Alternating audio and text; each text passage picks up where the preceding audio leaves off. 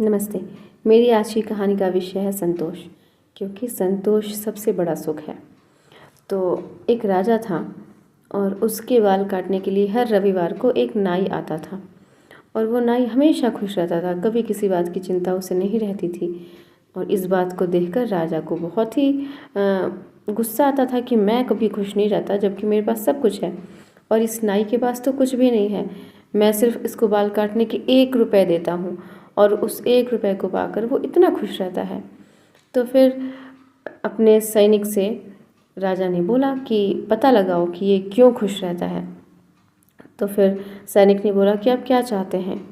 तो राजा ने कहा कि मैं चाहता हूँ कि वो खुश ना रहे, मेरे सामने कोई और इतना खुश रहे और मैं उदास। तो फिर उस सैनिक ने क्या किया कि उस नाई के घर में जाकर छिपकर एक पोटली में 99 रुपए रख दिया। अब रात में आया जब नाई, देखा तो फिर 99 रुपए, उसको तो बहुत ही खुशी हुई। लेकिन उसके बाद अगले दिन जब राजा ने उसको 1 रुपए दिया तो उस 1 रुपए को उसने क्या किया कि उस 99 से उसने 100 करने के लिए उस 1 रुपए को उसमें जमा कर दिया। लेकिन उस दिन उसने खाना नहीं खाया।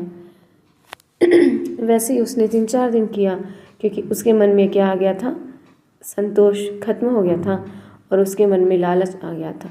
उसके मन में संग्रह करने का विचार आ गया था। उसके मन में था कि 99 है तो मैं 100 करूं, 100 है तो 200 करूं। वो करने के लिए उसने अपने भोजन तक को त्याग दिया। फिर अगले रविवार को जब गया नाई, तो राजा देखकर बहुत खुश हुआ, क्योंकि नाई का चेहरा उदास था। उसने पूछा तो फिर नाई ने बताया कि ऐसा ऐसा है, मेरे पास 99 रुपए थे और मैं इतने दिनों से खाना नहीं खा रहा हूँ क्योंकि मुझे संग्रह करना है। और राजा हमेशा उदास क्यों रहता था?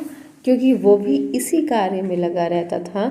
वो प्रजा पालन में तो संलग्न रहता था, लेकिन उससे ज़्यादा उसका जो ध्यान रहता था वो राज्य हड़पना, दूसरों का धन हड़पना, वो इन सब चीज़ों में ज़्यादा संलग्न रहता था। इसलिए हमेशा वो उदास रहता था, क्योंकि संतोष तो उसमें नहीं था, लेकिन नाई में संतोष था, इसलिए वो हमेशा खुश रहता था।